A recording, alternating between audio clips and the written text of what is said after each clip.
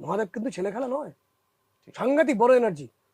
এই চন্দ্রদেব ধীরে ধীরে ক্ষীণপ্রাপ্ত হবে উনি বলেছিলেন, এবং ক্ষীণপ্রাপ্ত হতে হতে হতে হতে তুমি একদম ছোট্ট একটি মানে অংশে পরিণত হয়ে তুমি শেষ হয়ে যাবে, ওই অভিসম্পাত করেছিলেন।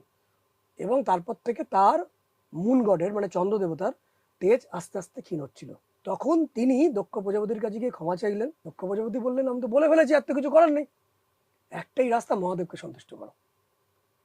মহাদেবকে উনি ত্রিবেণী সঙ্গম, একটা হচ্ছে হিরণ, কপিলা এবং সরস্বতী, এই 3 সঙ্গমে গিয়ে উনি পুজো করতে আরম্ভ করলেন। আচ্ছা, মহাদেবের কৃপায় তিনি, মহাদেব বললেন, একবার তো কেউ কার্ডস দিলে পুরোটা আমি তো ঠিক করতে পারবো না, কিন্তু এটা বলছি তোমাকে আশীর্বাদ, তুমি ধীরে ধীরে তুমি তোমার চেহারার মধ্যে ব্রাইটনেস আসবে ফর সার্টেন টাইম।